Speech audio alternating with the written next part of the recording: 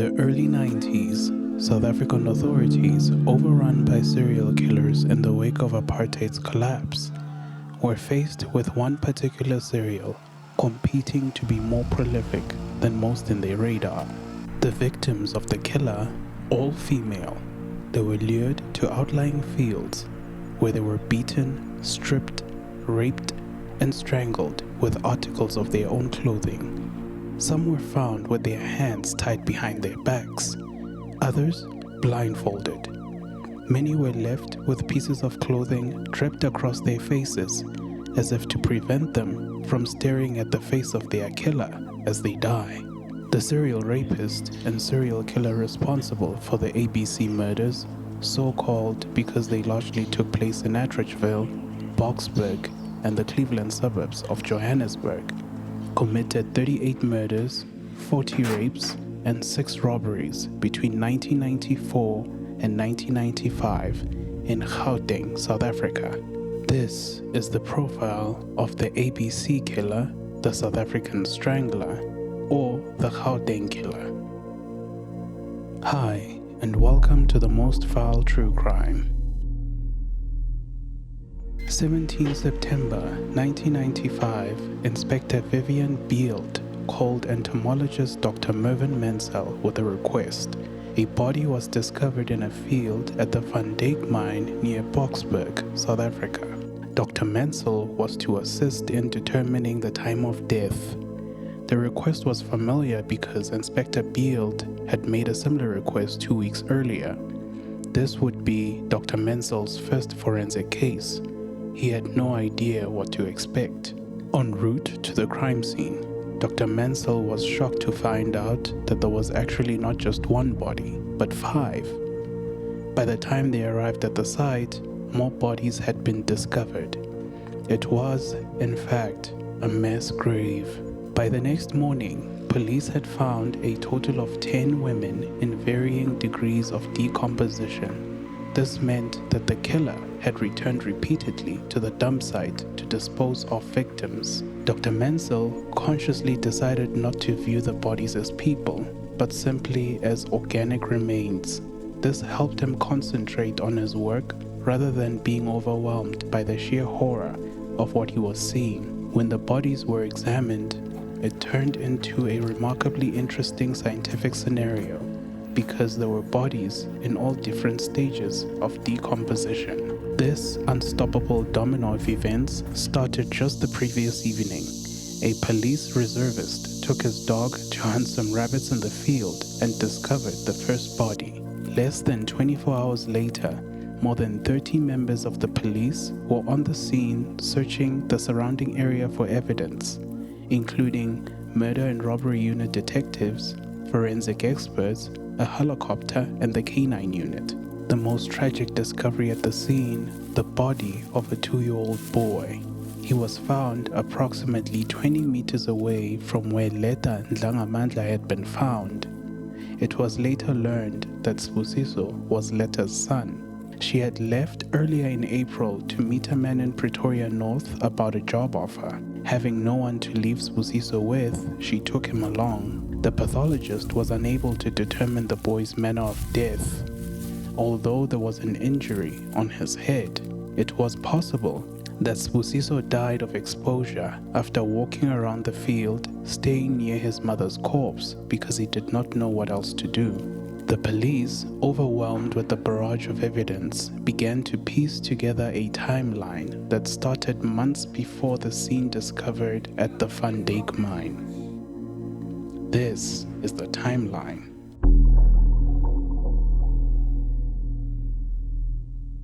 On 13 May 1995, 29-year-old Esther Mushubudi Manecha's body was discovered in a cornfield near Hercules in Pretoria. Her lower body was nude. She had been strangled with clothing. She was last seen the previous evening as she left a cafe for home. The next body was found exactly 1 month later, although 5 women had gone missing in the interval. 13 June, Francina Nomsasiteve, aged 25, was found sitting against a tree. Although she was wearing a dress, closer examination revealed that her underwear and handbag strap had been tied around her neck and then around the tree. 3 days later, on 16 June, Elizabeth Granny Matetsa's nude body was discovered in Roslyn, an industrial area about 14 kilometers to the northwest of Pretoria. She was 19 years old and had last been seen alive on 25 May. 22 June, a body was found in Atteridgeville, raped and strangled. This woman's identity document was found nearby. She was 30-year-old Ernestina Mohadi Mosebo. 2 days later, on 24 June, Nikiwe Diko's body was found in Atteridgeville. She had been missing since 7 April. She went to meet someone about an employment opportunity. Her hands had been tied together with her underwear. Her pantyhose had been tied around her neck and wound so tightly with a stick that bone fragments were embedded in the material. A stick had also been used to mutilate her private parts.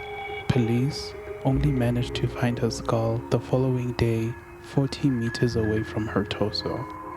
Wild dogs had gotten to her. Her body lay in pieces strewn across the field. Her wedding ring was still on her finger and was identified by her husband. Absalom Sangweni lived in a caravan in Bayers Park, Boksburg. On 17 July, he witnessed a man and a woman walk into a field some distance from his home.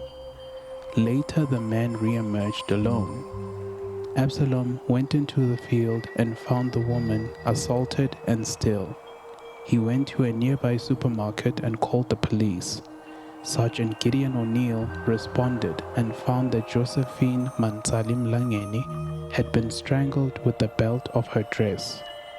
She was a 25-year-old mother of 4. She had gone to meet someone about a potential job offer.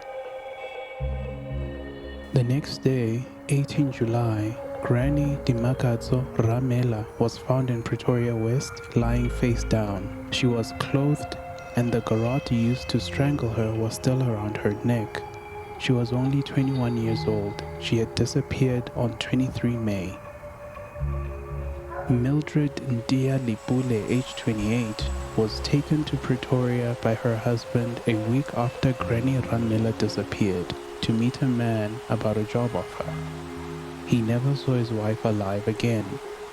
Her body was found on 26 July in a canal near the Bonaccord Dam near Onderstepoort. Her pantyhose had also been used to strangle her, and her underwear had been drawn over her face. On 8 August, another body was found at Onderstepoort.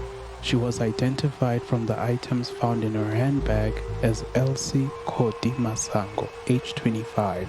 She had been missing since 14 July. The next day, another body was discovered in the same area. This woman had been burned beyond recognition, most likely due to a veld fire. She has never been identified, and it is not known how long she had been there. 2 weeks later, on 23 August, 30-year-old Oscarina Vuyokazi Jakalasi's body was found near Boksburg. She had disappeared on the same day that Elsie Masango's body had been found on 8 August. On 28 and 30 August, 2 more bodies were found at the Bonaccord Dam. The second body seemed to have been there for some months. Neither one of them were ever identified. Due to the increased police presence at Onderstepoort, the killer returned to the Cleveland area. Then, yet another unidentified body was found on 12 September.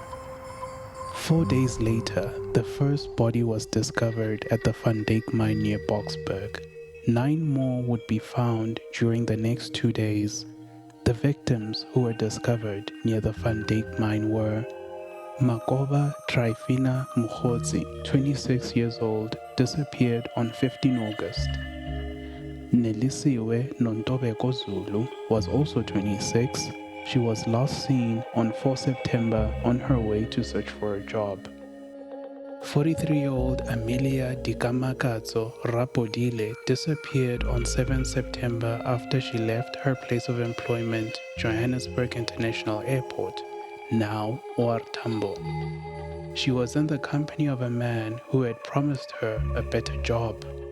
She was found with her hands tied behind her back and then to her neck with her pantyhose. Her bank card had been used to withdraw money 3 times later on the night of her disappearance in Germiston.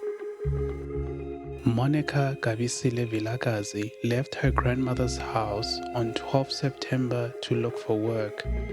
She had left her 4-year-old son in the older woman's care.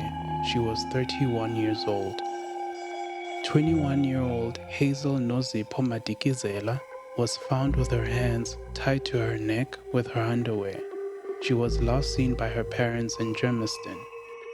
Tsidi Malekwa Matela was identified more than 2 years later in November 1996. Originally from the neighboring Lesotho, she was 45 years old when she died. The other 4 women only received numbers, allocated by the mortuary as they were entered into the death register. Sadly, all that will ever be known of them is their manner of death. Besides Onderstepoort, the Van Dyke mine crime scene received an immense amount of attention due to the amount of evidence found and processed at the scene. The media was also present in full force. Commissioner George Fivers, head of the South African Police, surveyed the area from a helicopter. President Nelson Mandela was concerned enough about the crime wave to cancel a scheduled trip abroad, appearing in Boksburg with high-ranking justice officials, where he appealed for the public to aid in tracking the killer. He also met all the detectives and other forensic experts at the scene. All this activity probably ensured the killer to seek out a new dump site. There were 2 interesting aspects about the Van Dyke mine site itself. It was located almost 5 kilometers from Boksburg prison, a proximity that seemed more than a coincidence, although no one was sure what it meant.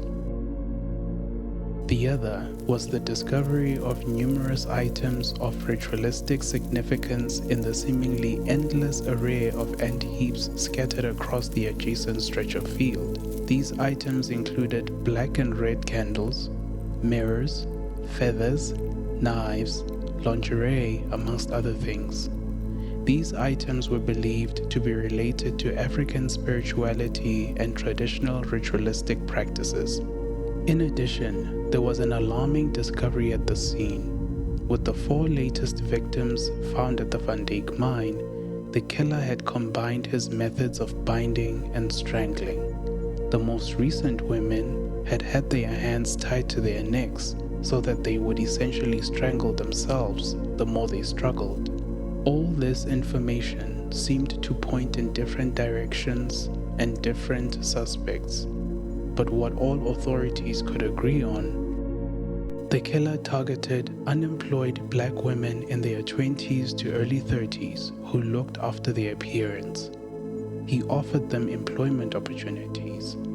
He led them on foot to one of his killing sites in the Gauteng area, perhaps claiming it was a shortcut to his office.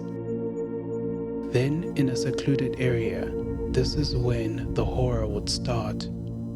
He would bind their hands, undress them, rape them more than once, and strangle them with their own garments, mostly underwear, but sometimes belts, shoelaces, purse handles. The latest victim would be raped and murdered directly over an older body to amplify their terror. Afterwards, he covered their faces with their own clothing and weighed the clothes down with stones to conceal what he had done.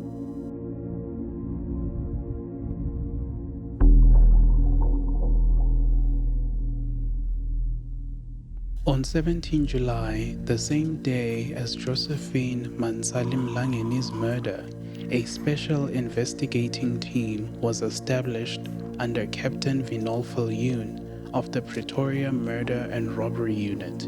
He had been investigating the last couple of murders in the series and collected all the dockets of victims with a similar modus operandi.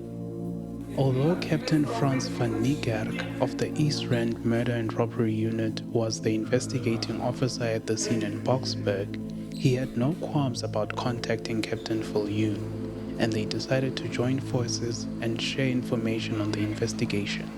With a growing list of victims on one hand and the police failing to identify and capture the ABC killer, the authorities decided to call for reinforcements. Enter renowned international experts, criminal profilers, Dr. Mickey Pistorius and Mr. Robert Ressler. Dr. Pistorius had attended a conference in Scotland in June 1995 where she met Robert Ressler and Roy Hazelwood, both retired FBI profilers. She had previously consulted with Ressler telephonically during an earlier case in 1994, but in Scotland they became properly acquainted. In fact, they had discussed the earlier Cleveland and Atteridgeville murders. She contacted him and he immediately agreed to fly to South Africa. The ex-FBI profiler arrived on 23 September 1995. 2 days later, while a prayer service was being organized for that evening at the Boksburg site, they began visiting the crime scenes and studying dockets.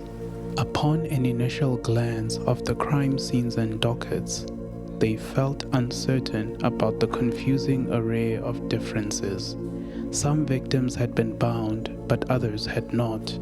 Of those who had been bound, some had had their hands tied in front and others behind them.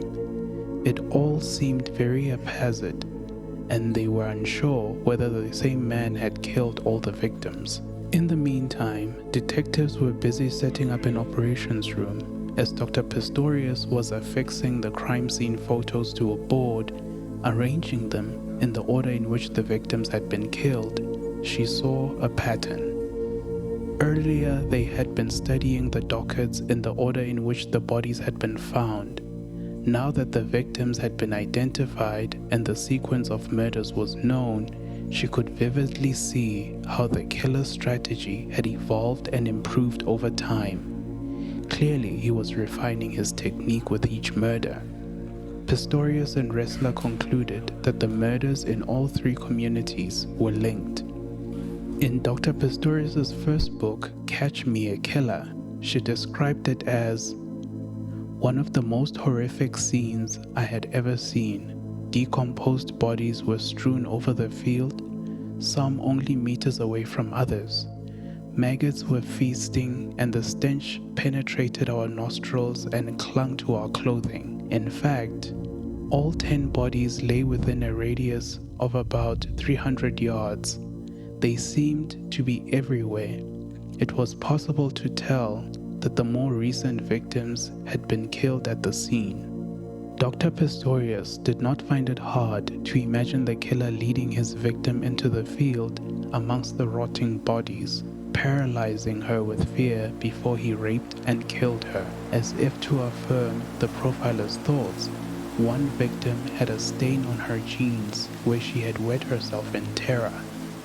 By the time Ressler arrived, Dr. Pistorius had already drawn up a profile and together with Ressler worked to refine it. The collaborative profile of the ABC killer was presented as a black male in his late 20s or early 30s, probably self-employed with access to money, drives an expensive car, and wears expensive albeit flashy clothes and jewelry. He frequents social establishments where alcohol is sold and enjoys socializing. The suspect has antecedents for fraud or theft and is highly intelligent and streetwise. He is likely socially competent, charming, and a ladies' man. It is possible that he is also married, separated, or divorced. He detests women despite being very charming to them. When he approaches a victim, It is done in a very calculating way, and he is very conscious that he is eventually going to kill the victim and savors the thought while he softens her up. He has a high sex drive and peruses pornography. His fantasies, to which he masturbates, are aggressive, and he believes that women are merely objects to be abused. May have been exposed to sexual violence in his past, perhaps as a juvenile. He collects mementos that he disposes of later and masturbates after the crimes. He might brag to others of the possibility of him being the killer, but using the third person, and taunts the police. He follows reports of the murders and the investigation in the press. Ressler's profile went on to suggest that the ABC killings were possibly the work of a team of 2 killers.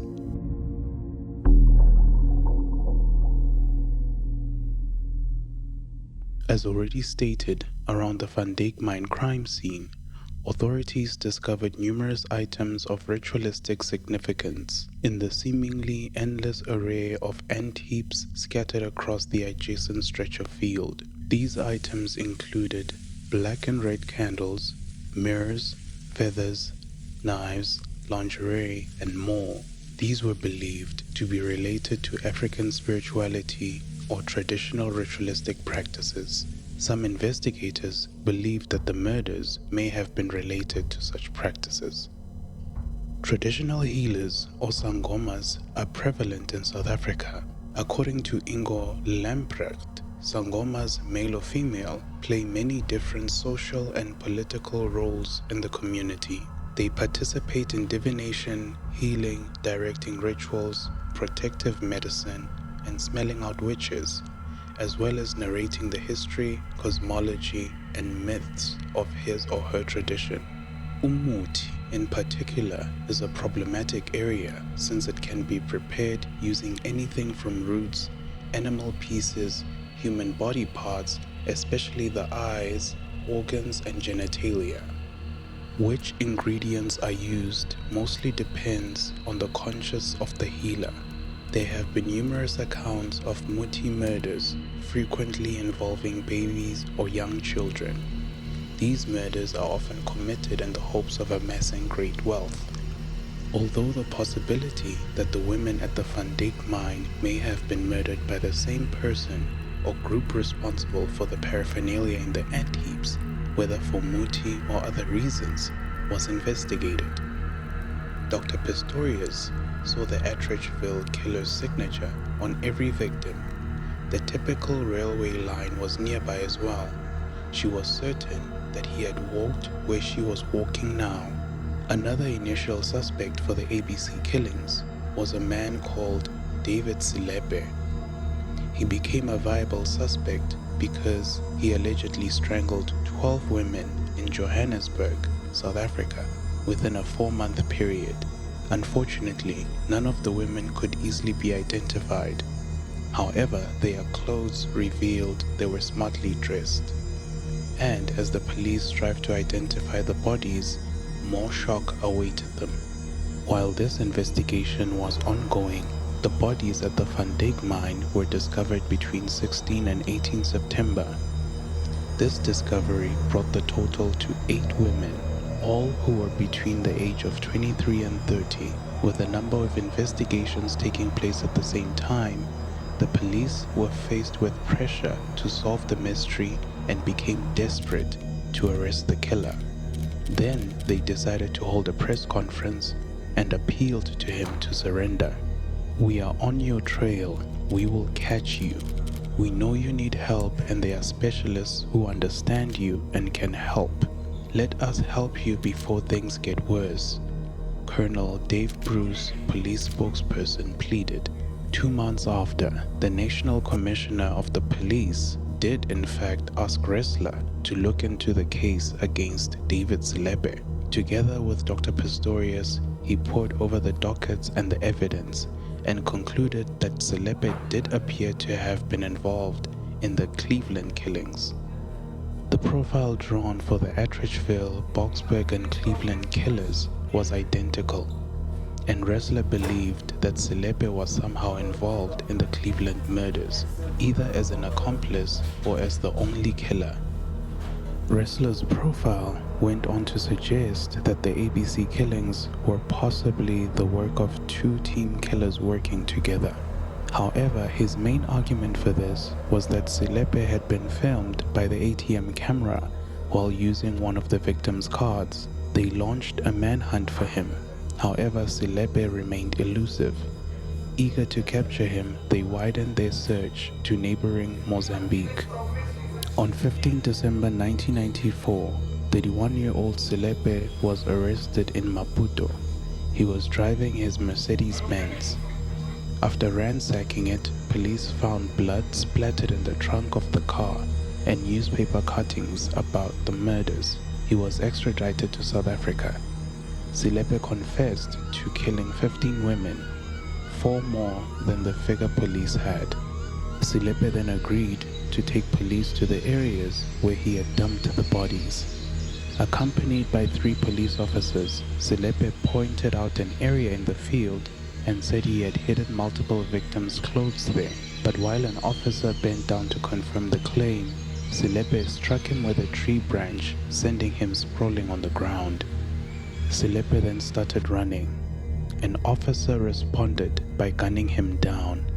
That effectively sealed his fate. An inquest later ruled that the officer could not be held responsible for his murder. His death, however, did not end the murders. The killings did continue. Commissioner Fivers told the press that there was no connection between the Van Dyke mine site and the Cleveland murders because Selepe had been killed. He did, however, admit that it was possible that the killings may have been linked to those in Atteridgeville. He also revealed that a reward of $200,000 would be available to anyone who had information that may lead to the arrest of the killer. Selepe was initially attributed to 6 of the murders, but controversy did at the time and now surrounds his true involvement in the killings. 4 of the aforementioned 6 murders were later attributed to the ABC killer, but outside of Amanda Tete, it was never revealed which of the murders Selepe was exonerated for, and what evidence was used to attribute the 6 murders to either the ABC killer or Selepe. The ABC killer's profile bore a striking resemblance to the one on the Cleveland series. Ordinarily, this is not of much concern because a profile describes a type of person rather than a particular one. And although every killer is different, some do share many characteristics. Still, in this case, it was somewhat disconcerting. With the crime scenes overlapping, the modus operandi being so familiar, the times so close together, and most problematic of all, David Selepe being killed before he could be tried for the Cleveland murders. Finally, the authorities realized that the man who had been filmed by the ATM camera was in fact not Selepe. The man in the tape was later identified as to be the last known suspect of the ABC murders, Moses Sithole. Moses Sithole was born in Vosloorus, a black residential area just south of Boksburg in 1964. When he was a child, his father died. Later in his childhood, his mother abandoned him and his 4 siblings in a police station. Beforehand, she had instructed them to never tell the officers she was their mother. They were interned in an orphanage of Benoni and later transferred to KwaZulu-Natal.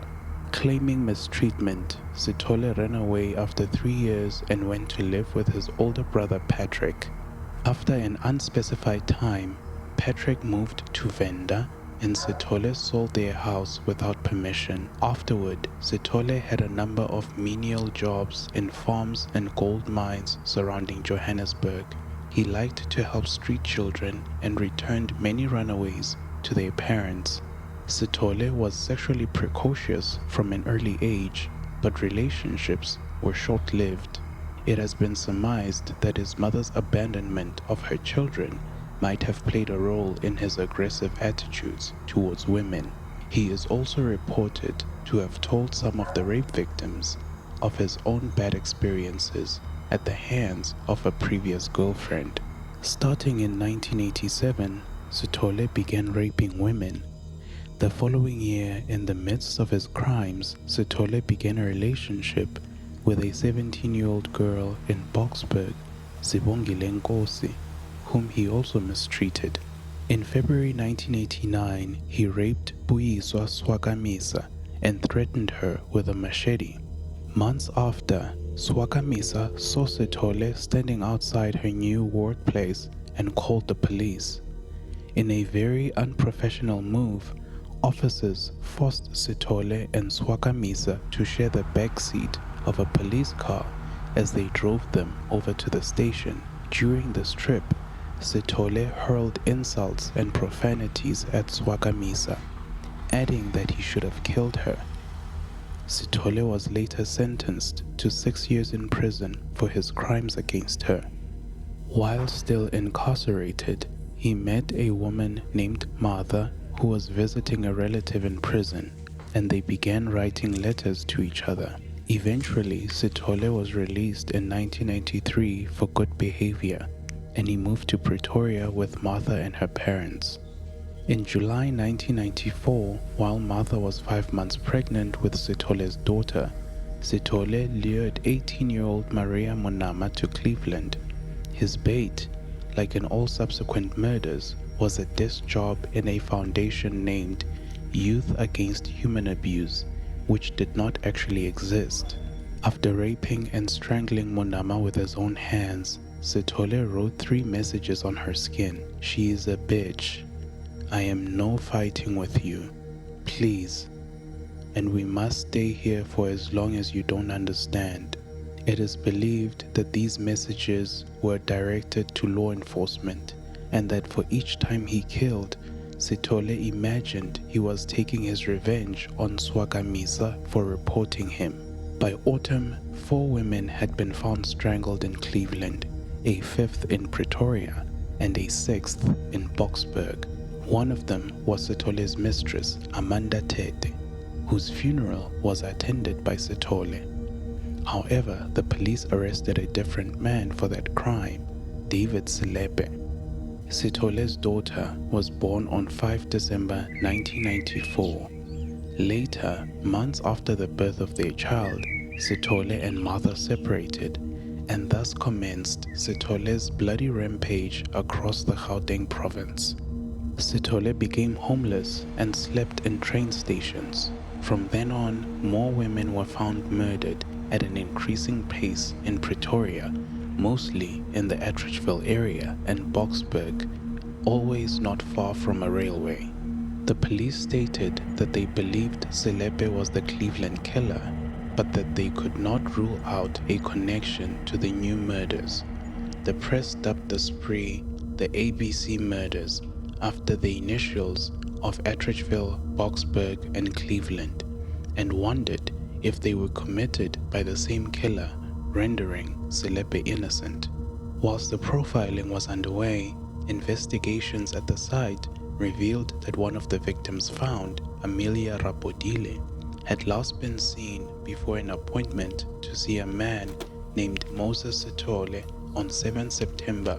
A job application form was found in which she was offered a position, and when a second victim showed a similar connection to Sithole, police were confident that they had unearthed a likely suspect.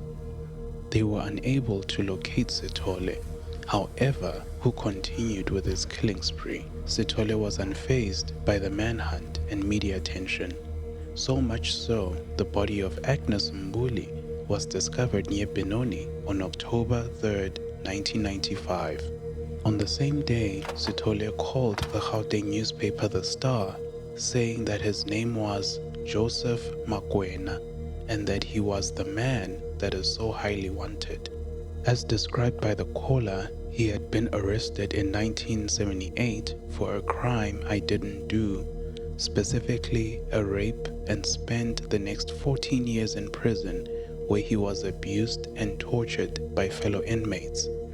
To make matters worse, the caller said his parents and sister had died while he was in prison. In retaliation for those wrongs, he explained, "I force a woman to go where I want, and when I go there, I tell them, 'Do you know what? I was hurt, so I am doing it now.' Then I kill them."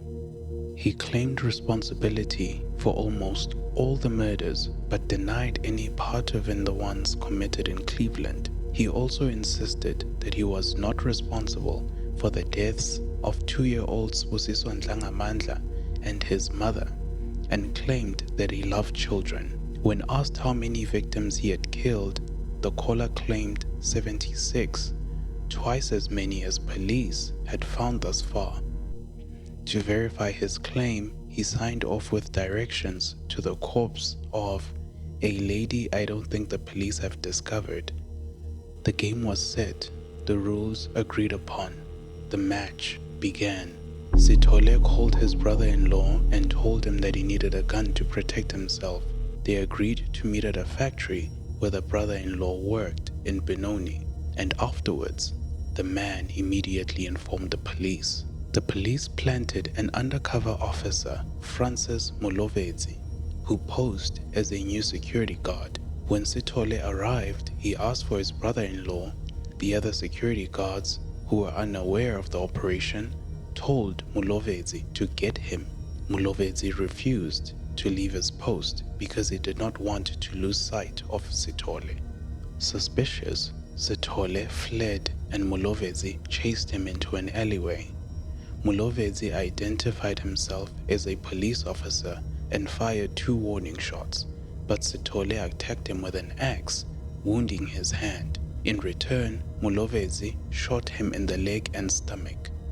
Sithole was then arrested and rushed to a hospital, where he was in critical condition for 2 days. He survived his wounds and was soon transferred from intensive care to a military hospital, where physicians diagnosed him with HIV. After his recovery, he refused to make a statement until a female officer visited him. Sithole then claimed to have committed over 10 murders and described several in detail while he masturbated. In custody, he boasted of teaching his victims a very good lesson by killing them.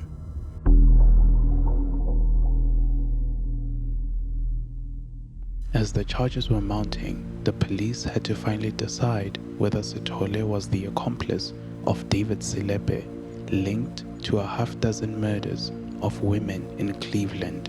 But Sithole denied ever meeting Selepe, and no evidence has been found to connect the 2 men. Furthermore, Selepe was killed while leading the police to the place where Amanda Tete was found. Tete's murder was attributed to Sithole after it was discovered that she was in a relationship with him at the time of her death.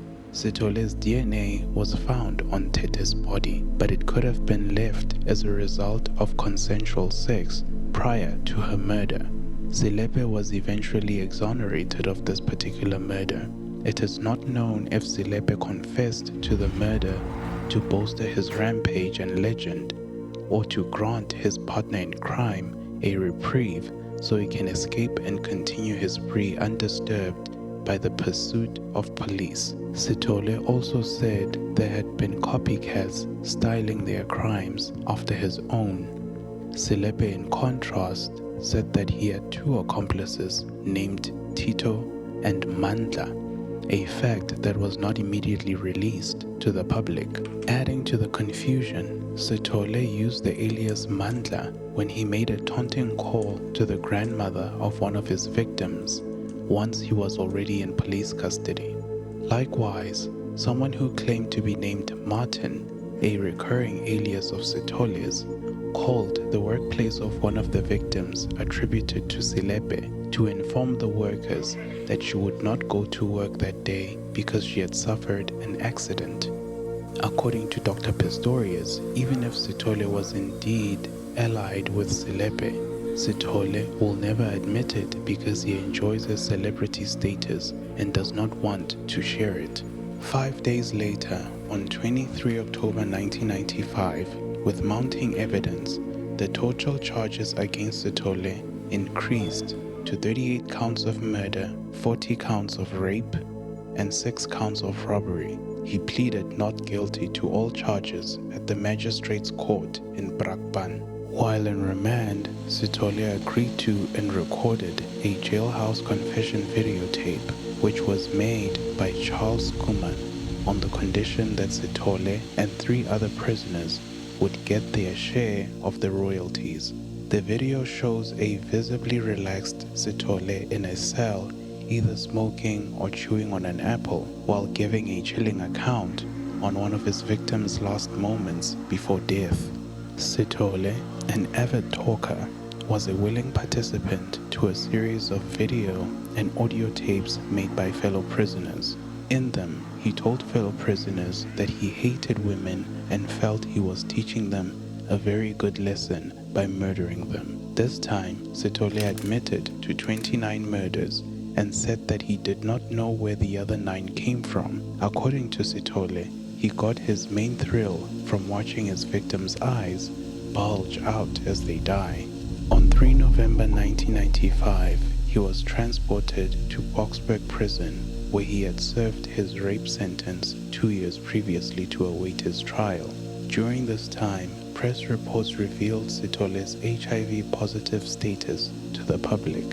Sithole's trial, scheduled to begin 14 November, was postponed when Sithole arrived in court that morning, his pants drenched in blood. He was rushed to a hospital, treated for an open knee wound apparently sustained at Pretoria Central Prison. When his trial finally convened in February 1997, an American voice expert identified Sithole as the caller who had boasted of his murders to reporters at the Star newspaper. Sithole had also confessed his crimes in detail to other inmates, some of whom were curiously equipped with both tape recorders and video cameras, capturing his boasts for posterity. The long-winded proceedings were delayed once again in August when Sithole started vomiting blood from a stomach ulcer, but there was no escaping justice.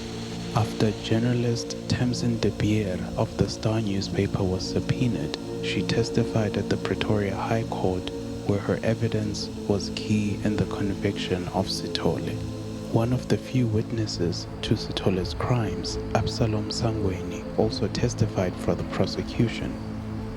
On 17 July 1995, he watched a man and a woman walk into a field some distance from his home in Bayers Park, Boksburg.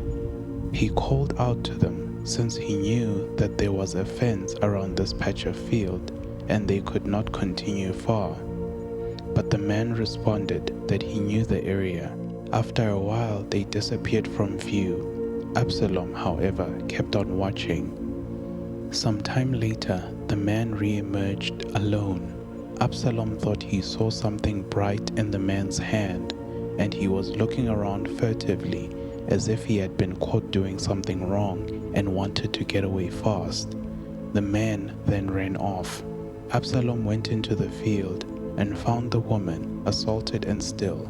He went to a nearby supermarket and called the police. Sergeant Gideon O'Neill responded. He climbed through the fence and found the woman. She was still warm, but Sergeant O'Neill could not find a pulse.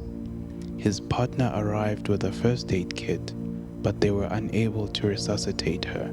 She had been strangled with the belt of her dress. Of the killer, however, there was no sign.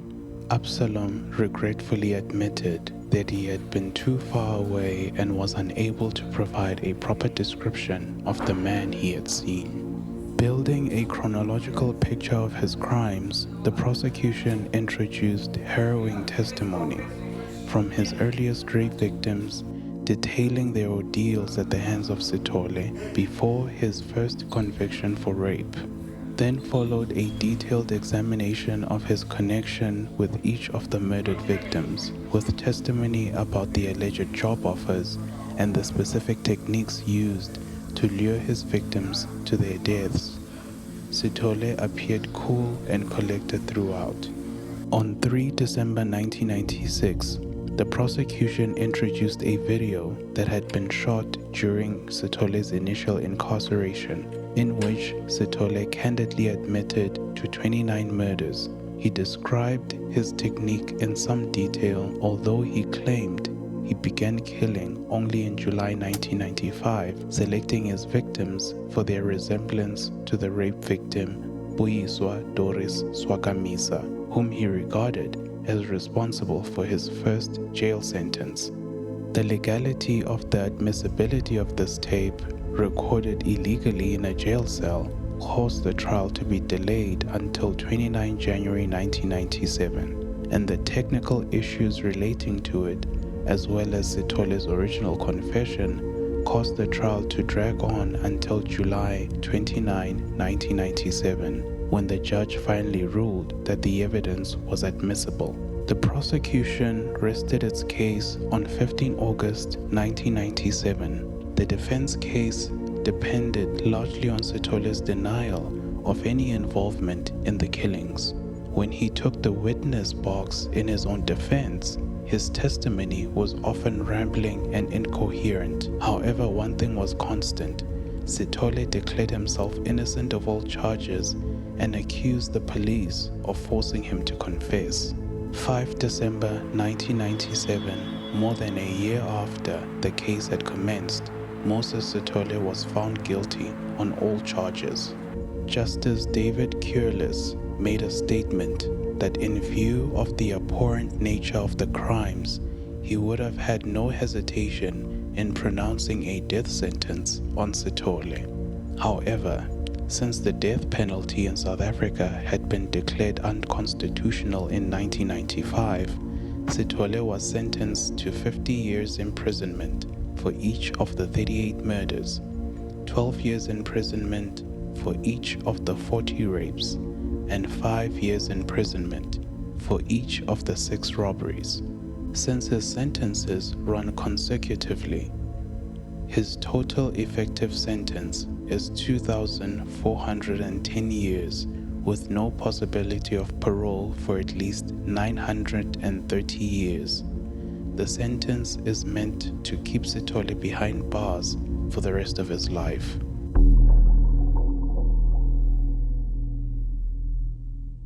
Despite having the highest known body count of any South African serial killer, Sithole is not the most prolific because his crimes only spanned 2 years. The most prolific serial killer in South Africa is actually Bulelani Mabai, who murdered 11 women and 9 children, not unlike Sithole, within a 5-year span.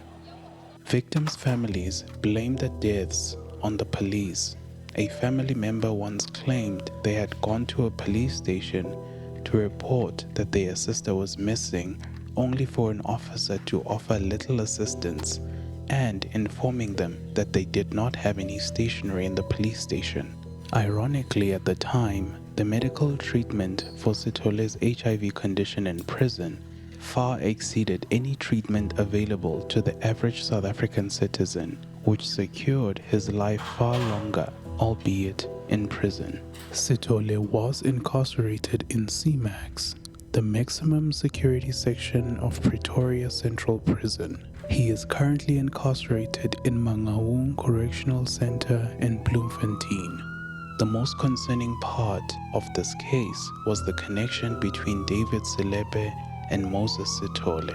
On one hand, there are numerous coincidences and points of overlap between the two stories, while on the other, information and evidence thought to be related to Selepe later turned out to belong to Sithole instead. The murder of Amanda Tete is the perfect example to illustrate this. Although it was later proved that Tete was in a relationship with Sithole, when the body was examined, Sithole's DNA was found on it. If Selepe had nothing to do with her murder, why would he confess and supposedly lead the police to where her remains were disposed of? I believe Absalom Sangweni, one of the only witnesses to the crimes, did not get a good look at the killer. If he had, his testimony would have been key in determining if it was Selepe or Sithole. who was indeed the ABC killer. This is the profile of the ABC killer.